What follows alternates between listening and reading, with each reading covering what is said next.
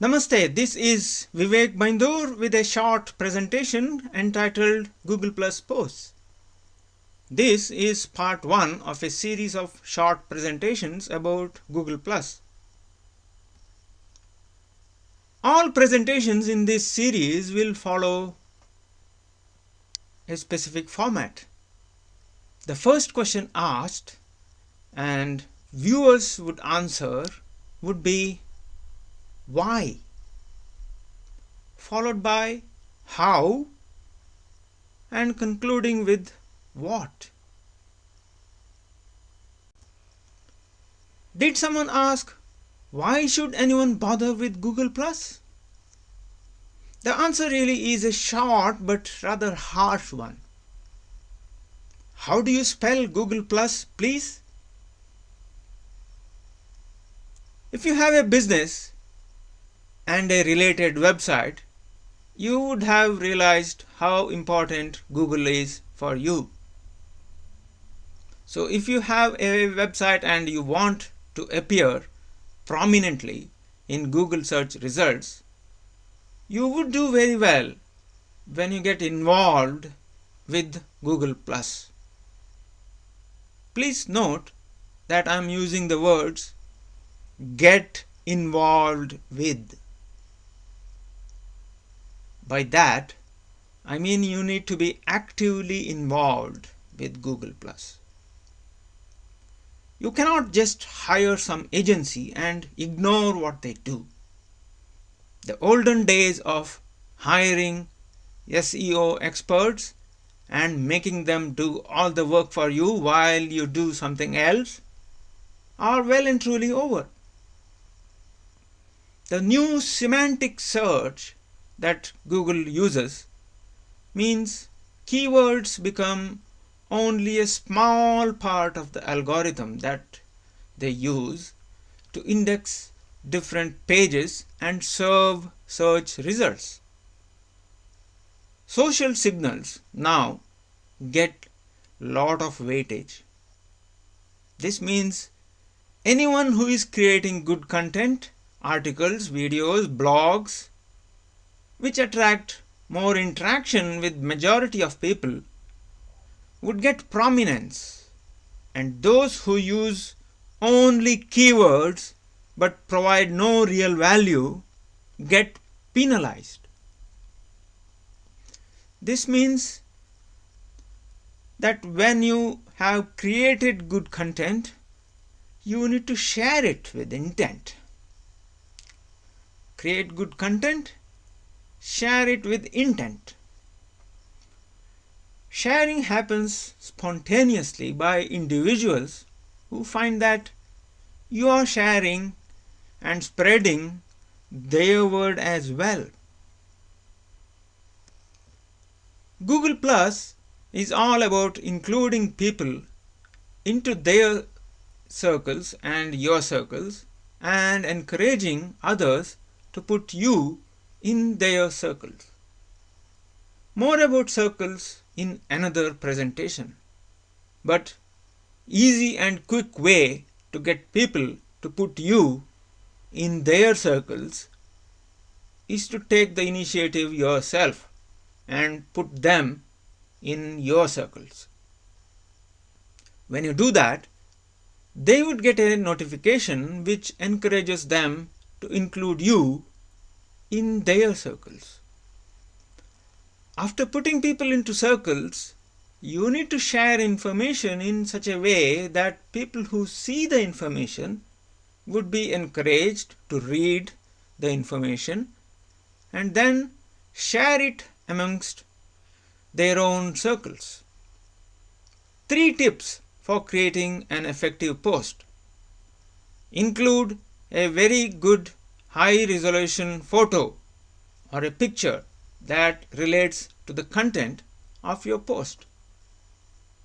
The title of the post should preferably appear in bold, and this can be easily achieved by putting an asterisk mark at the beginning and end of the title, as shown on screen there. if you want some text to appear in italic font, then you need to use the underscore character as shown on the slide there to enclose the text. You also need a good and relevant hashtag. The hashtags are not owned nor controlled by anyone, and everyone can make and create any text as their hashtags. They help in searching, and people would be able to search for the hashtags. So you need to be careful to use this tag.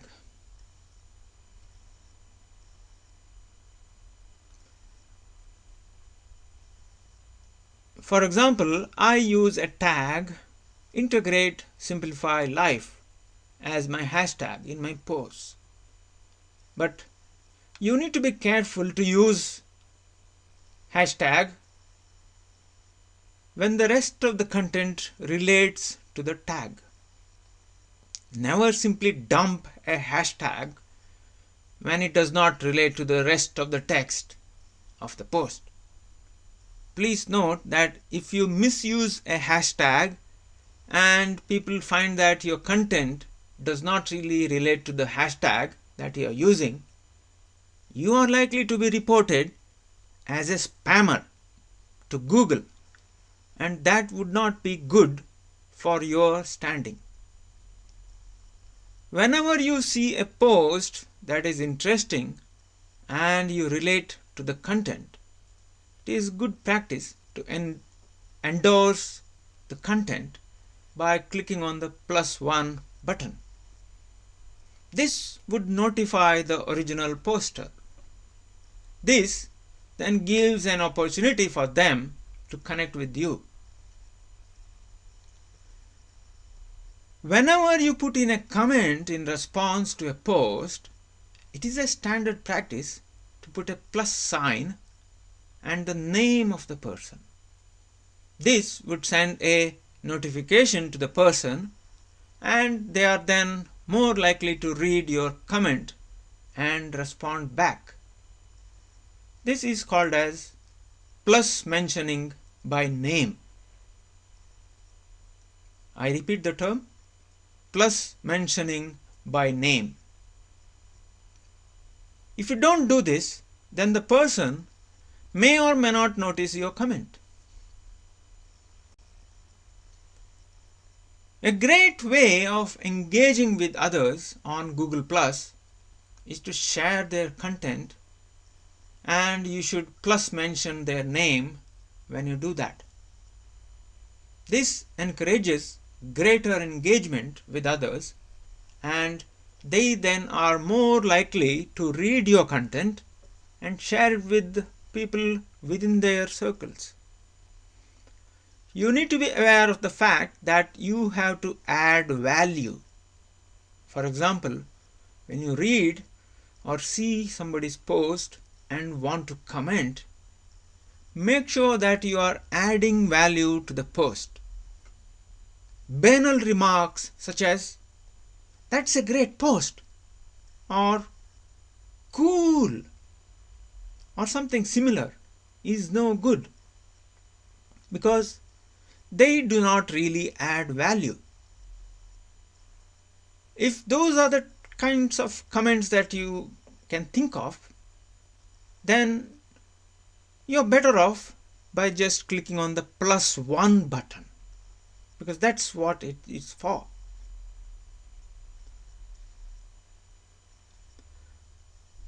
What you should do is put down your own thoughts in your own words, which adds another dimension or more information or your personal reaction to the original post.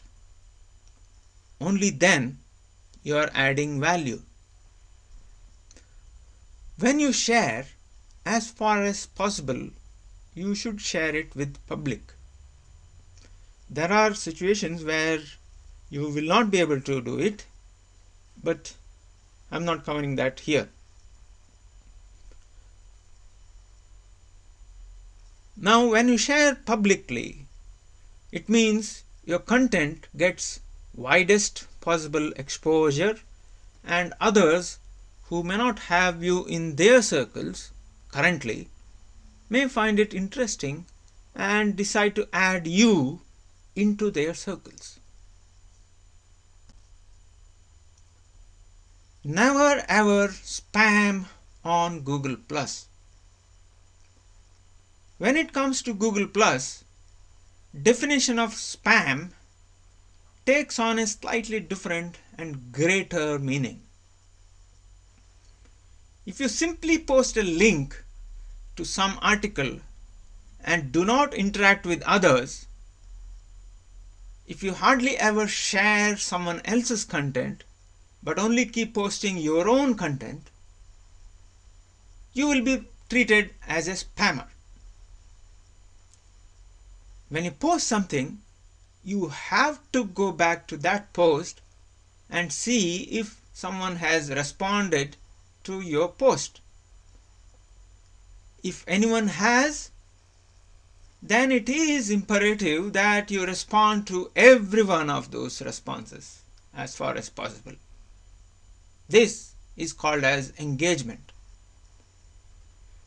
If you never go back to your own post and check if anyone has responded, or if you never respond to anybody who has responded to your post, then you will be treated as a spammer. So, the old ways of posting links to various blogs and articles, etc., in an automatic way, and not actually going back and checking for responses and engaging with others, is not useful at all on Google+. Thanks for watching. That was end of part 1. Thank you.